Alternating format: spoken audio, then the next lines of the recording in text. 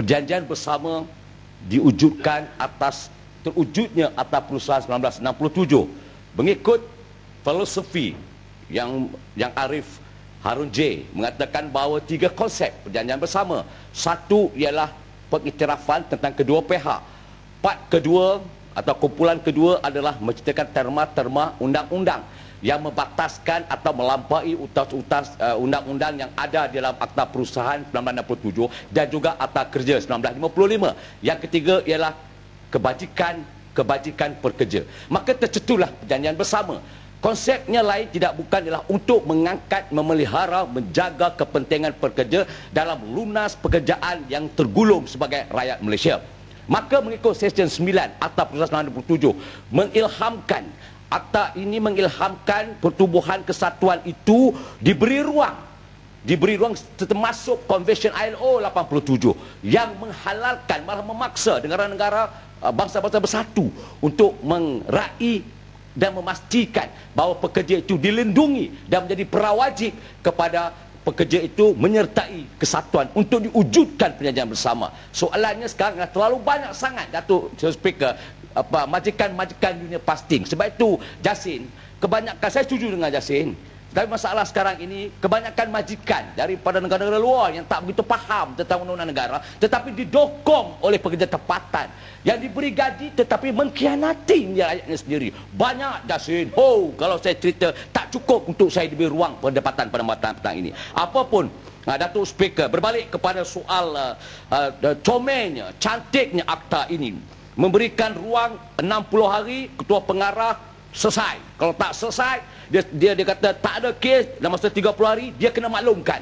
Dan barulah pekerja itu atau mereka menjadi mangsa pergi beralih kepada Seksyen 20 unfair dismissal. Tetapi yang saya nak persoalkan sekarang ini ialah dalam proses ketua pengarah ni, saya nak minta menteri supaya tribunal ini harus, yalah, memang kalau dia kata ketua pengarah, bagi saya tribunal lah. Ketua pengarah itu mengenal pasti ada prima facie dan siapa yang akan memastikan bahawa mereka ini tidak terinaya dan akta ini terangkat nilainya. Sebab saya tunjuk contohnya begini. Dalam kita kata gaji minimum, contoh gaji minimum. Gaji minimum satu akta baru dikenakan oleh Ahmad Menteri, alhamdulillah. Dan 900 sasarannya. Dan persoalannya sekarang ialah 6 bulan provision, Menteri, provision. Tak boleh sambung lagi 6 bulan. Mohon supaya ia ini boleh sambungkan gaji minimum. Saya nak ambil contoh Menteri supaya dapat dia punya gambarannya jelas. Apabila Yang Amat Berhormat Perdana Menteri mengumumkan pada 30 April. Jadi sekarang ini perbincangan dengan pihak-pihak kesatuan Yang Amat Berhenti, isunya apa? Isunya bila siapa yang boleh determine gaji 900 tu. Walaupun menteri ada kuasa dalam perataan itu, perakuan itu menteri ada kuasa, tapi siapa yang determinekan? Syarikat ini untungnya 100 juta lebih, tetapi tidak boleh memberi gaji minimum. Kenapa? Kami belum bersedia. Kami belum bersedia. Begitu juga dengan akta ini besok. Siapa yang kawal selia? Sebab itu saya kata tadi, berbalik pada peraturannya awal dalam mukadimah saya, 10,000 itu tiada apa-apa. Contohnya saya gaji 4,000, Datuk Speaker. 4,000, usia saya 55 tahun. Dan di waktu umur saya 56 tahun, tukar pula pengurusan baru yang tak minat dengan saya. Sebab saya tak tampan contohnya. Yang memang saya tampan lah, tapi pada waktu itu tak tampan, dah tua, 55 tahun, 56. Jadi majikan baru, pengurusan baru ni menyampah tengok muka saya. Jadi dia buang saya. Dalam proses buang itu, dalam kedudukan saya untuk yang meletakkan majikan ini mengkhianati atau tidak mengkhianati. Ini tugas apa? Kalau ketua pengarah, tugas dia tidak cukup dengan 10,000 kerana gaji 4,000, Datuk Speaker. Kalau Datuk Speaker tengok dalam Seksyen 30 itu hanya 24 bulan. Jadi kalau ini dalam rangkaian semaksimumnya, saya nak tahu siapa yang boleh memberikan panduan yang mengatakan bahawa ini orang tidak bersalah dan ianya perlu dibayar papasan yang tidak merugikan dia atas tubuh dia yang tidak bersesuaian dengan keadaan itu. Dan saya percaya kalau ada tribunal-tribunal yang jelas macam majlis gaji minimum ada jawatan kuasanya, ada setiausahanya yang boleh dirujuk dan disyorkan kepada menteri. Menteri membawa pada kabinet, kabinet meluluskan ataupun mengambil pandu atas keputusan. Dan inilah yang saya lihat bahawa kalau semata-mata untuk memberikan kuasa kepada ketua pengarah, saya khawatir banyak yang tercicir nanti, Datuk Speaker. Arahan wajib diterima terus kepada mahkamah. Baik, mengikut, saya nak buat perbandingan ini supaya nampak jelas. Di bawah Seksyen 9/5 Akta Perusahaan 1967, menteri berkuasa penuh, tiada boleh merujuk ke mahkamah. Keputusan menteri di bawah pengiktirafan tidak boleh dipertikaikan. Ada juga orang bawa ke mahkamah dan kaya tewas kes di Ipoh Turf Club yang melibatkan pengiktirafan yang dipersetujui oleh menteri tetapi dicabar, dan kesatuan-kesatuan atau pekerja ini tidak berupaya untuk bawa kes sampai ke mahkamah rayuan sebab kemampuannya itu tidak ada. Tapi syarikat ada, dan isunya sekarang ialah kekuatan menteri berkuasa. Dan di bawah peraturan Seksyen 9.5 Akta Perusahaan di bawah pengiktirafan pun boleh dicabar. Dan saya nak tengok kemolekan akta ini boleh mengukuh dan menguatkan bahawa ini wajib diikuti. Seperti mana yang dimaklumkan, terus ke Mahkamah Tinggi. Dan satu daripada isyarat bahawa Mahkamah Perusahaan juga boleh dinaik tarafkan. Daripada Mahkamah Perusahaan ada Mahkamah Tinggi Perusahaan. Contohnya yang membolehkan pekerja tidak perlu mengeluarkan uangnya banyak untuk mencabar keputusan ketua pengarah yang tidak berpihak kepada dia. Dan kes-kes ini berbalik kepada bila tidak berjaya, dia terpaksa ghostan balik, Datuk Speaker, pusing balik kerana keambil pada pangkal isu ni. Dan soalan saya pun satu juga, kalau katakan dia buang kerja, dia tidak ambil kerja pada paras umurnya 56, ketua pengarah ambil 2 bulan dan terlepas 2 bulan 30 hari 3 bulan. Kalau itu sebagai satu sandaran, bagaimana Seksyen 30.3 ini di bawah Akta Perusahaan 1967 yang berkedudukan 60 hari ini, apakah dia terjamin hak dia? Hak itu pun kita nak fikir juga, Ahmad Menteri. Hak untuk yang unfair dismissal tadi itu di bawah kuasa Menteri Seksyen 20, apakah itu terjamin? Dan tempoh itu tidak boleh terkeluar daripada 60 hari. Itu saya nakkan sedikit maklumat, kerana saya takut nanti terlepas sana, terlepas ini, gigit jari lah dia nampaknya.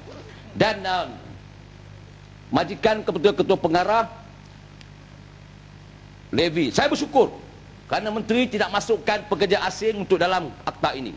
Tahniah, sekurang-kurangnya ianya memberi ruang kepada pekerja yang senior ini tidak bersaing.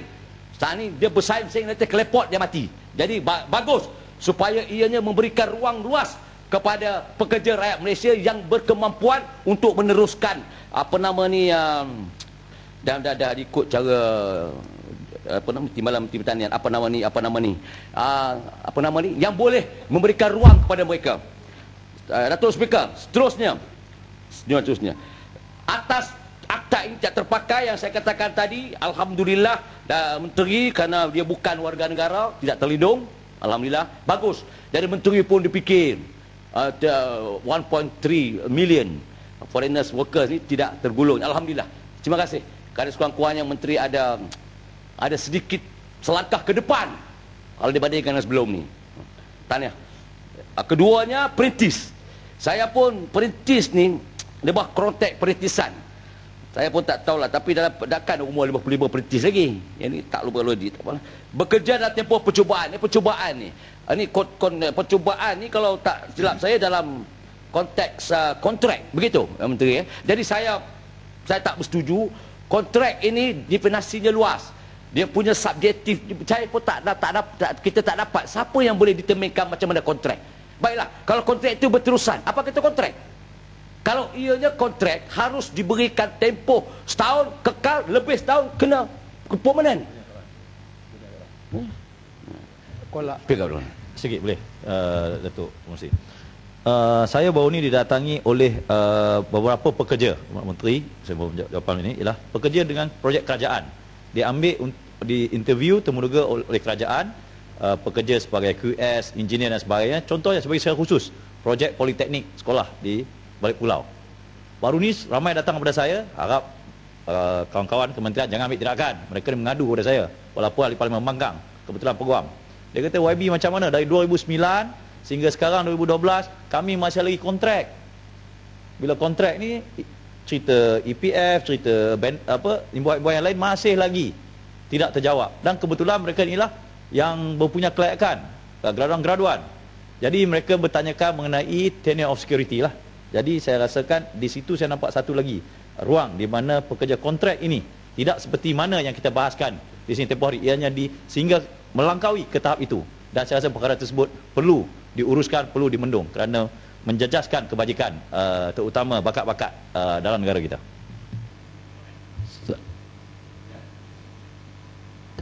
Terima kasih Yang Berhormat Kuala Lengan. Saya juga nak tumpang flow Yang Berhormat Kuala Lengan kerana berkenaan dengan pekerja-pekerja kontrak ini. Saya juga difahamkan baru-baru ini ada pekerja-pekerja ataupun pramugari-pramugari dan pramugara MAS yang mereka menjadi pekerja kontrak, dan baru-baru ini mereka telah dikeluarkan notis ada yang diberhentikan daripada menjadi pramugari dan ditukar menjadi ground staff. Dan kalau mereka tak tukar, maksudnya mereka akan diberhentikan atau diminta untuk meletakkan jawatan. Apa pandangan Yang Berhormat Kuala Lengan? Kerana saya rasa definisi kontrak ini tidak memberikan satu perlindungan kepada pekerja-pekerja ini. Terima kasih. Ada dua, Datuk Speaker. Satu, balik pulau kontraktor. Itu jelas. Itu fenomenanya. Dan saya, Menteri, semalam, saya dipanggil oleh seorang orang kuat saya lah, orang kuat lah.